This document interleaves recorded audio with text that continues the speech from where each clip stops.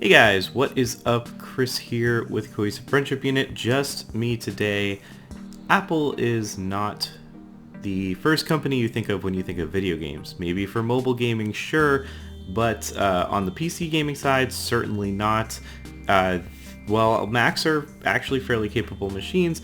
They usually lack the graphics processor, the GPU, to actually really compete on a price to performance level for gaming. That, in addition to, there just aren't a lot of AAA Mac PC ports.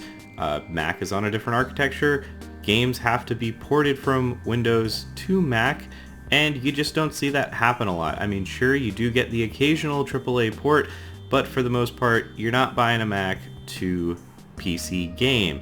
All that being said, I think Apple's actually played a much bigger role in video games and PC gaming and console gaming, just video games in general, than you may think. In fact, they have introduced two of the biggest games in video game history at Apple conferences. And that's what we're going to be talking about today. But before we get into it, if you found this video helpful, throw us a like. And if you love us, sub us. We would really appreciate a subscription. Let's take a trip back to 1999. This is 2 years after Steve Jobs has returned back to Apple after his departure. This is, however, before the first iPod, so Apple's definitely not really rocking it right now. Nonetheless, Steve Jobs gets up on stage with his iconic turtleneck and announces that the Mac has adopted OpenGL, an API which allows them to ideally get better graphics performance, specifically for 3D gaming is definitely one of those applications.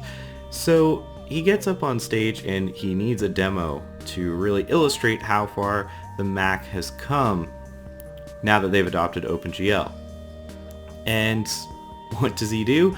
But he gets up and he introduces none other than Bungie up on the stage. And believe it or not, if people aren't up on their Bungie history, Bungie actually used to be pretty much a Mac exclusive developer. They have a few games that were exclusive to Mac, first-person shootery games, but this was a new game.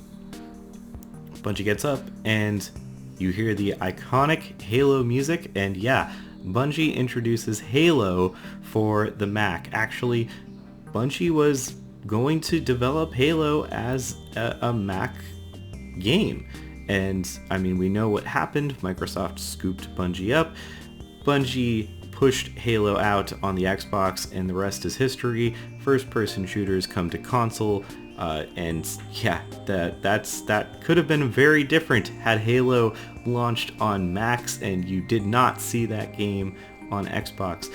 Because of all this, though, we actually did get a Halo port of the original Halo to Mac. It's not a very good one, but it did come as promised eventually, which is probably a bit baffling to some when they think Halo on the Mac. No, that only comes out on Microsoft. Well, things were a little different back in 1999. So that's a pretty big game. It's a transformative game. There might even be, well, time will tell on this, but there might be a bigger game that Apple's introduced.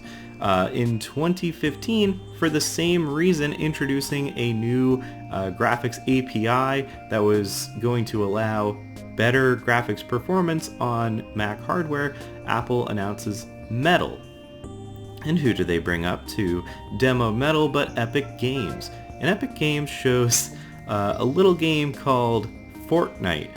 Much different game, was not a battle royale game by any stretch of the imagination of the time, but the concept, and I mean, this was much more similar to the disc release of Fortnite before it had battle royale, right?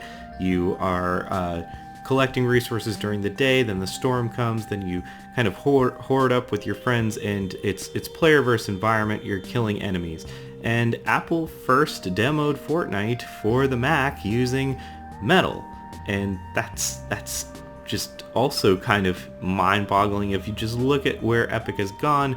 Obviously, Fortnite is literally on everything, probably on some toasters, and since then, Epic has, I mean, they've created their own game store. Like, they are so far out doing their own thing And it all started with Apple. I just thought this was kind of interesting to reflect on, right? I guess even though a lot of the Apple demos are kind of cringy and like overly scripted and not made for video game players, maybe don't sleep on the next cringeworthy demo that Apple shows, because it might just be the next biggest game in the world. But that's all from me, guys. I will catch you next time.